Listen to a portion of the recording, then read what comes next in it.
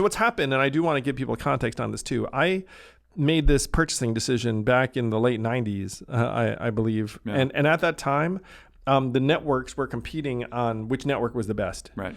And so I thought, I'm going to join Verizon because they seem to have the best network where I live.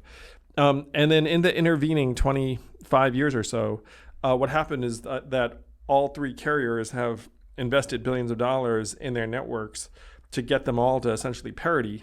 Yep. And so whatever quality distinction I was drawing 25 years ago stopped existing. Yeah. And then I was just paying a premium for a commodity.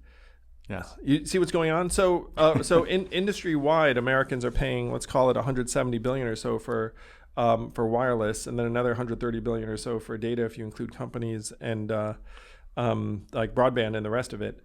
And so there's so much excess in there that if you had to find a number, it's 50 billion plus. Like my goal with this is to save American consumers billions of dollars on your wireless.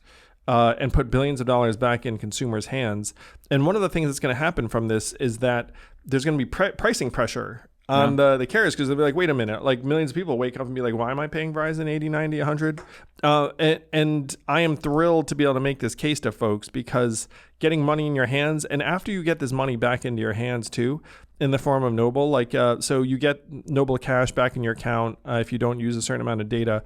We would then want to help you save that money by putting a 5.5% interest rate on any of the money you get back, that if you keep it in the account, look, it's your money. If you want, you can take it out. You can use it as a statement credit. You can put on your you bill, can just pay for your wireless.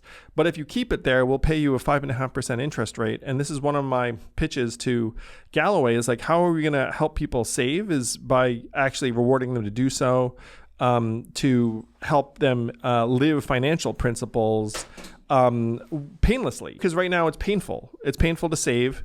We're going to make it easy to save by saving you money and then saying, look, if you keep the money in Noble, we'll give you the best interest rate we can. Yeah.